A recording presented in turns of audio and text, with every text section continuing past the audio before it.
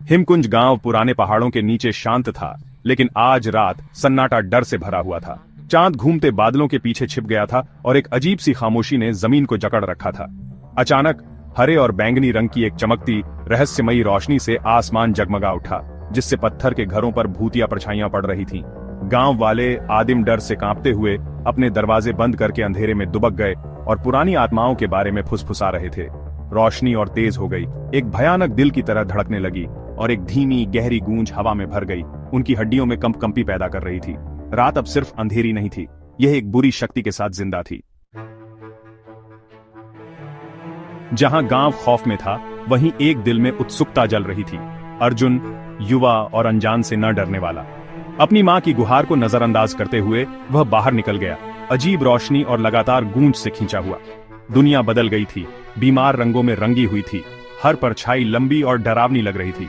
जैसे ही वह खाली गलियों में चला, उसके फोन पर एक ही डरावना मैसेज आया, भागो। चेतावनी ने उसे डर का झटका दिया। कोई या कुछ जानता था कि वह बाहर था। वह हिचकिचाया, डर और समझने की जरूरत के बीच बंटा हुआ था, लेकिन खतरा असली था और वह करीब आ रहा था। अर्जुन अपने फोन को घूर रहा था, जमा हुआ था, उसकी उंगलियां कांप रही थीं और दिल की धड़कनें तेज हो गई थीं। कमरे में हल्की रोशनी थी, लेकिन बाहर की रात में एक अजीब बेचैनी घुली हुई थी। अर्जुन को लग रहा था जैसे कोई अनदेखा खतरा उसके आसपास मंडरा रहा हो और हर पल डर और अनिश्चितता बढ़ती जा रही थी। तभी ऊपर की गूंज एक बहरे कर देने वाली गर्जना में बदल गई, जैसे आसमान फट पड़ा हो। बिजली की चमक ने गांव की गलियों को पल भर के लिए उजागर कर दिया और अर्जुन को महसूस हुआ कि यह कोई आम तूफान नहीं था।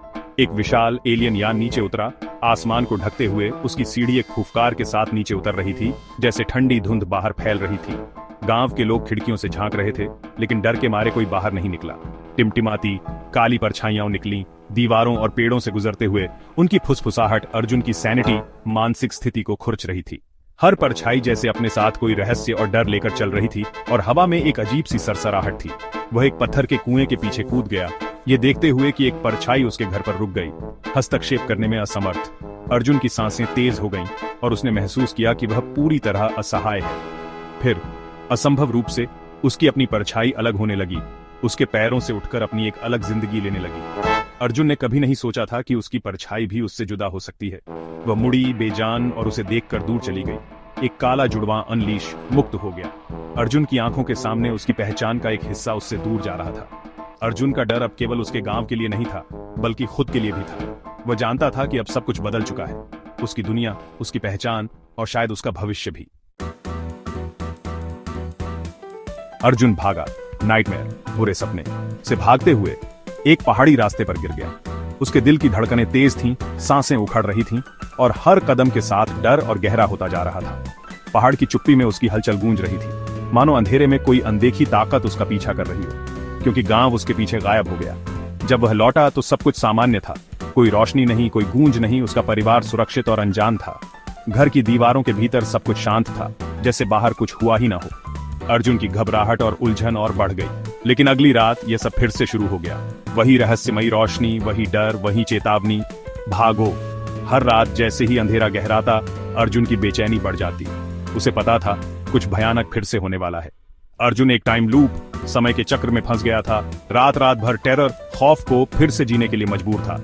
हर सुबह उसे लगता कि शायद अब सब खत्म हो गया, लेकिन रात होते ही वही डरावना सिलसिला दोहराता। चाहे उसने कुछ भी कोशिश की, छिपना, दूसरों को चेतावनी देना, पलटवार करना, परिणाम कभी नहीं बदला। हर प्रयास नाकाम रहा, मानो कोई अदृश्य शक्ति उसे बार बार उसी डर में धकेल रही हो। हर रात उसकी परछाई अलग हो जाती और वह भागता, केवल जागने और चक्र को दोहराने के लिए। उसकी परछाई कभी लंबी, कभी छोटी, कभी डरावनी शक्ल में बदल जाती, जैसे वह भी अर्जुन का मजाक उड़ा रही हो। गांव एक स्टेज, मंच था और वह उसका अनविलिंग एक्टर, अनिच्छुक कलाकार, एक अंतहीन नाइटमेयर, बुरे सपने में फंसा हुआ था। हर रात वही कहानी, वही डर और वही अकेलापन। निराशा छा गई, लेकिन जवाबों की एक डेस्परेट, निराश जरूरत भी थी। अर्जुन जानता था कि इस चक्र को तोड़ने के लिए उसे किसी तरह सच का सामना करना ही होगा, चाहे वह कितना भी डरावना क्यों न हो।